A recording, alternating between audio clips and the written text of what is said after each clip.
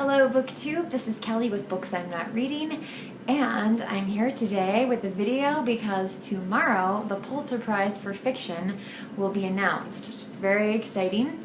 For those of you who are new to my channel, I have read all of the books that have won the Pulitzer Prize for Fiction, formerly called the Pulitzer Prize for the novel.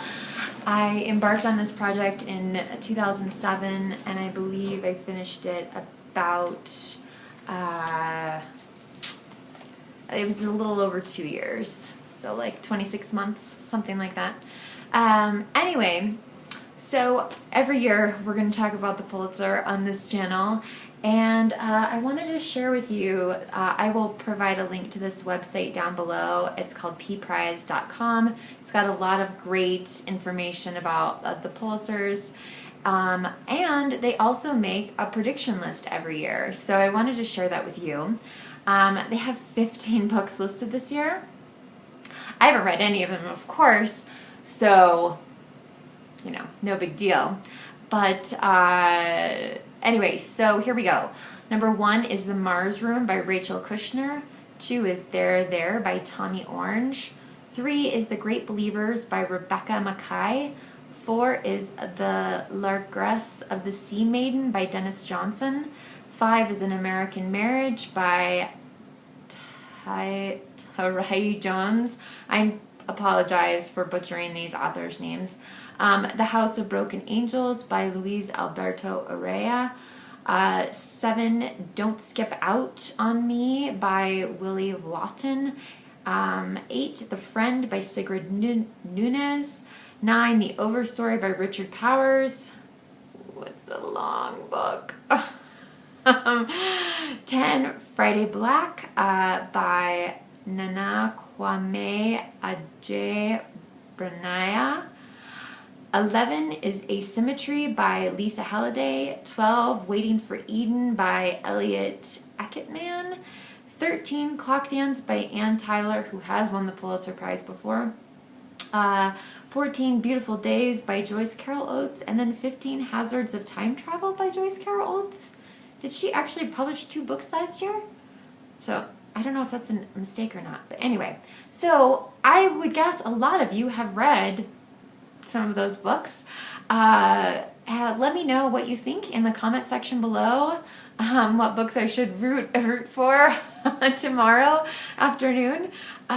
So I'm excited. I always try to read it in the same year that it's awarded. Last year's winner was Less by Andrew Sean Greer. And I just briefly wanted to touch on whether, do we need a Pulitzer Prize? Do we need literary prizes? Are they relevant? And I'm going to say yes, with kind of some hesitations, but one of the things that was great about my kind of experience of reading the Pulitzer Prizes, and I did not read them in like order, like I did not go year by year, because that I would have probably gone crazy. I went through and mixed it up and mashed up, and things I had already read I did not reread because there was so much to read. But I discovered a lot of books that have been forgotten. Some of them should be forgotten, but some of them were really wonderful. Edge of Sadness by Edwin O'Connor, which won the Pulitzer Prize in 1962. I thought that was a great book. I've talked about some other ones on here. A more recent one is Tinkers by Paul Harding. He won the Pulitzer in 2010. This was published by Bellevue Literary Press, which is a tiny, tiny medical press. I'm sure they were printing like mad when he won. It must have been a very, very big deal at that press. But this book kind of has a special place in my heart because in part of the reason why it was published by a medical press is that it deals with epilepsy, which I have. So I don't think this book would have, I mean, even though it has a blurb from Marilyn Robinson on the cover, I think a lot of people would have missed this book. And I think its chances of lasting, withstanding the test of time are greater for having won the Pulitzer Prize. So the prize can draw our attention to books that we have never heard of, or that are just published in such small quantities that we're never going to come across one in our library. On the same note, though, I will say that there are a lot of great American classics that never won the Pulitzer Prize. And it's important to note that as well. So lots of Pulitzer Prize books are out of print, unavailable. You'll find them maybe in your library with those kind of like all one color covers, that sort of binding that will make the book last forever, but will anyone check it out? Probably not. There's a couple books though that I think are American classics. They're on tables in bookstores, especially every summer. Catch-22 by Joseph Heller, which was published in 1955, and Catcher in the Rye by J.D. Salinger, which was published in 1945. Yeah, I mean, I don't know how long these books will withstand the test of time, but they've already made it quite a ways. They are still, they're still relevant. They are still hold a lot of meaning to people. This year, when The Catcher in the Rye was published, the year it was eligible for the Pulitzer Committee picked nothing that year. So, but I mean, this book, like, there's no blurbs, there's not even a synopsis on it, and it still sells. So, and Joseph Heller's Catch-22 was published in 1955, which meant it was eligible for the 1956 Pulitzer Prize. And so this is one of those things where I think Catch-22 and Catcher in the Rye, I mean, when they were first published, they were in everyone's back pocket, right?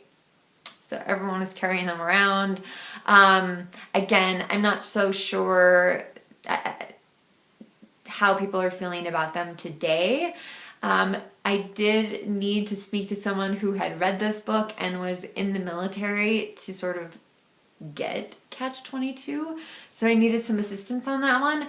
But it was published the same year as this amazing, amazing book, Andersonville by McKinley Cantor. Sorry, pull a little closer there. So people are still talking about this. This book is still on tables in bookstores, and oh my God, I love this book so much. Of all the Pulitzers, this is definitely, I would say, in my top 5, and I wish more people would read it. It is about, primarily about the prisoner of war camp in the South, the horrible, horrible conditions soldiers suffered there, and a little bit about some people who lived in the surrounding area of Andersonville. And it is just masterful. I know it's big, and the size can be intimidating. Let's see how many pages it is. Is it a mammoth? No, not quite a mammoth. 760 pages. It's well worth your time. This is a great, great book. So I think what happened was, you know, these two great books were published the same year.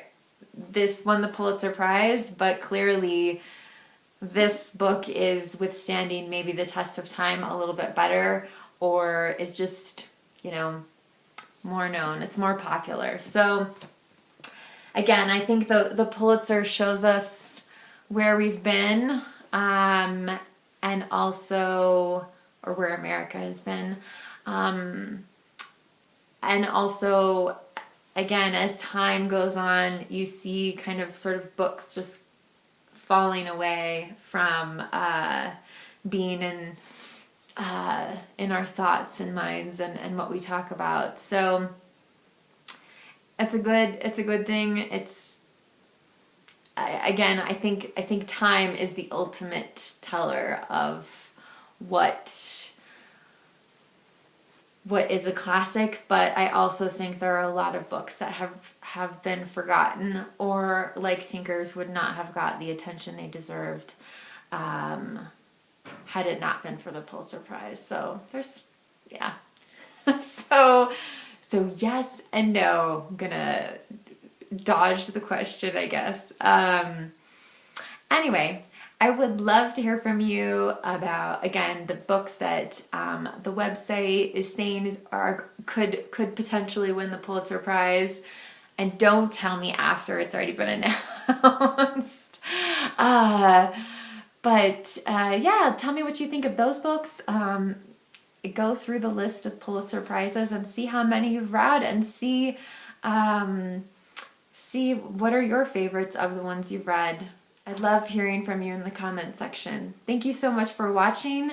Remember to be kind to yourself, be kind to others, and I will talk to you soon, BookTube. Take care. Bye-bye.